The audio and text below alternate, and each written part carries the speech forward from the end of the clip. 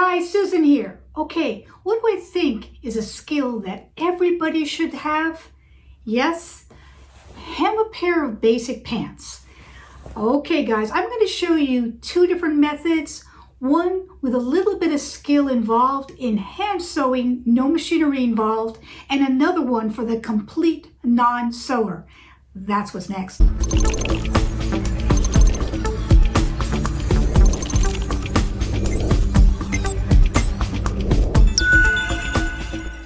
Okay guys, I'm going to get right into it, but I want to first let you know that there are two skills I really believe everybody should be able to do. The first one is to sew a button on. I already did a video on that. I'll link that below so that you can see that, so that you guys, girls, everybody can sew a basic button in from a shirt that maybe fell out.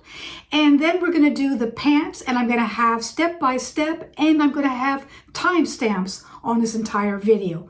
All right, let's get started. Supplies you're going to need for this project, I'm going to show you for both types of pants. You're going to need a sewing kit of some sort. I will put that link below. I got this in a local store, Walgreens, in the United States. It's very popular.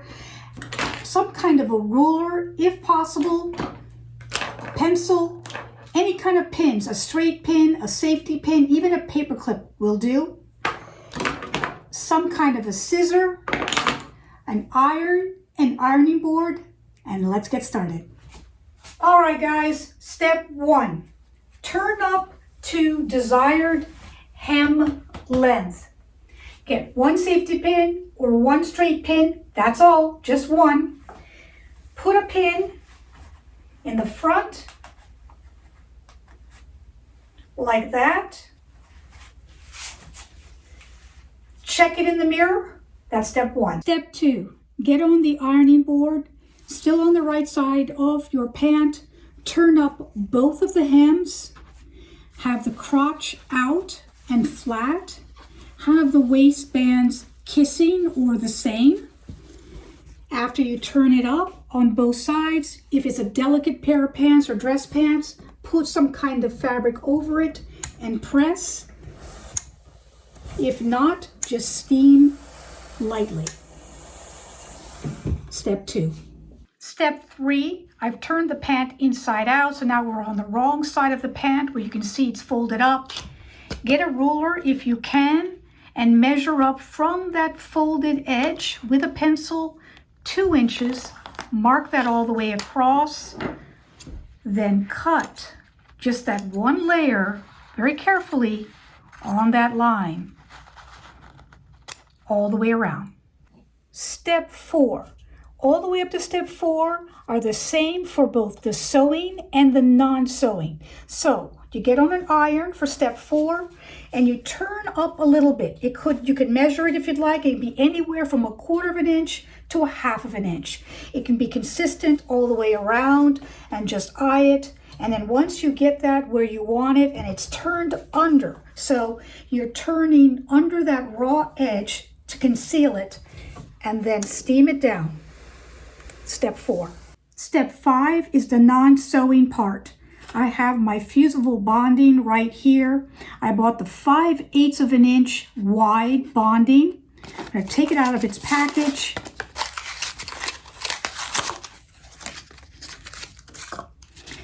Okay. It has a little plastic thing to protect it because this bonding, guys, has glue basically on both sides. Okay, so there's a little plastic covering for that. Because it's 5/8 of an inch and I actually have 1/4 of an inch or 1/2 of an inch rolled down, I'm going to have to cut this little bonding a little bit. You can buy them maybe that length, but I didn't. Just cut in the middle of that, like this, for the full width of that pant leg. So I'm just going to cut a good amount.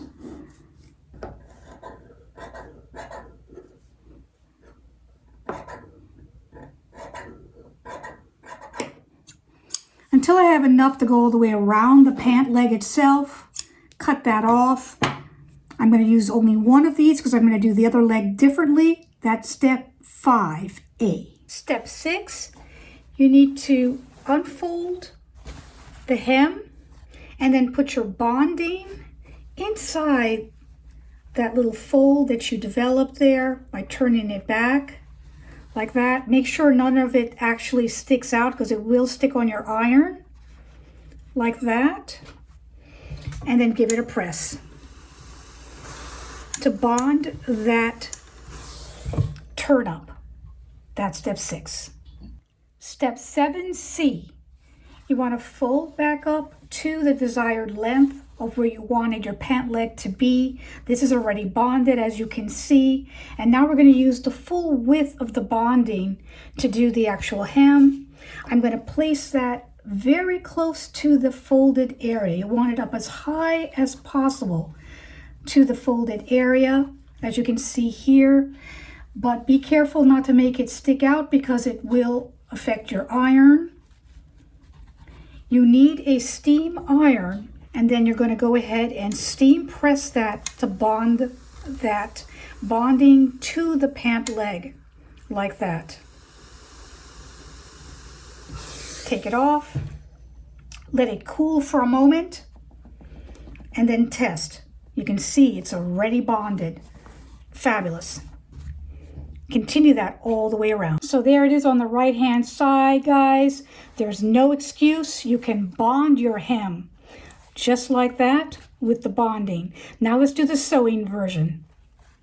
The sewing method, repeat step 4, but I'm using the end of the ironing board so that I can see this nice and flat. I'm pressing under that 1/4 of an inch to 1/2 of an inch, whatever works for you, and give it a press all the way around.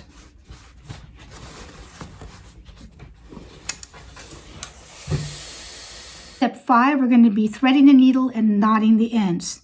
The first thing you want to do, I'm going to be using red so you can see what's going on. I'm going to clip the end like that. I'm going to lick my fingers and clean off that edge. I'm going to use the needle threader this time because I had trouble last time. I'm going to use the needle threader by putting it inside the hole like that. Putting the thread through the needle threader like that. And then pulling it through. You want to take about a double length here. We're not going to do it doubled unless it's a pair of jeans, guys. But I'm going to just take about 10 inches or so. Cut off the end. I'm going to knot just one side.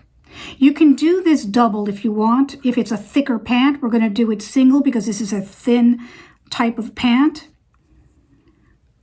Licking those 2 fingers again, wrapping the thread around that finger, pushing it over with the thumb, and then using the 3rd finger to pull it back, creating a knot, just like that. Step 6 is going to do that first stitch. But before I do that, I want to show you that you can do the different types of pins. You can either, if you have a straight pin available, you can do straight pins like that. You can do a safety pin if that helps you to keep it closed. Or you can even use a paper clip to keep it from moving. All right, let's do that first stitch. And I'm going to take that knotted end. I'm going to look for the side seam because I want to hide that knot underneath the side seam allowance on the pant leg like that. Putting the knot inside like that. That's the first stitch. And then we're going to catch just where that fold is, like this.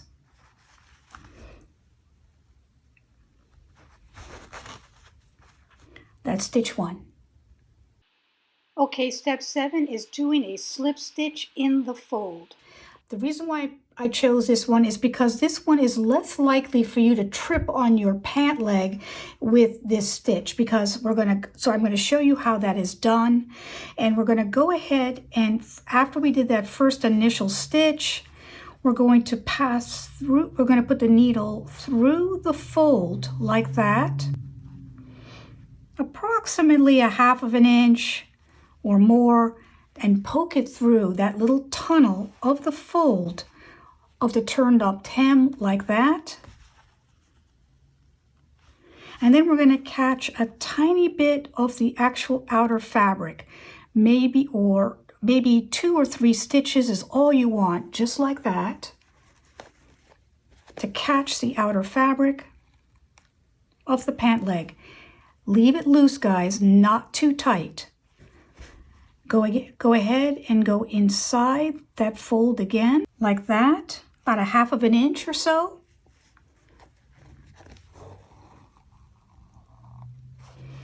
And then catch the actual pant leg outer fabric, a couple of stitches only, and keep going. Pass the needle through the fold like that,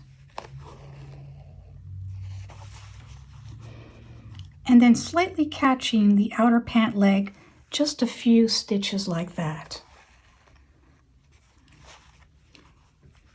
That's step 7. Okay, step 8, just continue doing that. Let's go in the fold.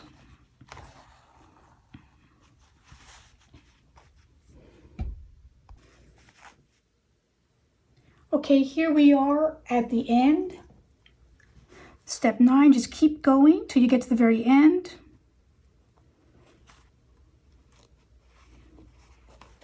In the channel, on the pant,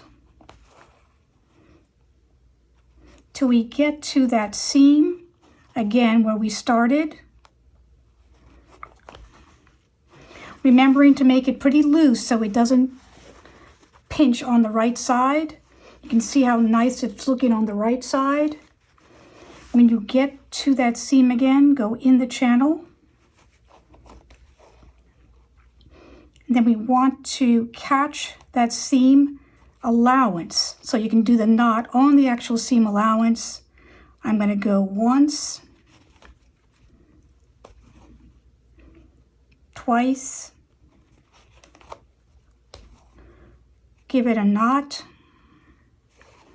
You can pass the knot through underneath if you'd like. So you go inside.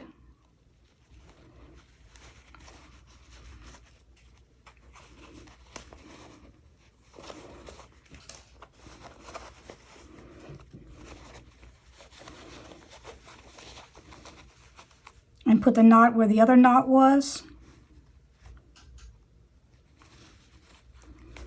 just to make it secure. And that is to pinch a little bit of that, make a loop, put the needle through the loop like that, and pull tight.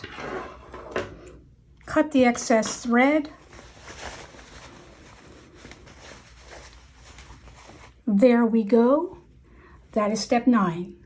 Back to the ironing board, use the end of the ironing board, take out any pins or paper clips, steam your hem all the way around.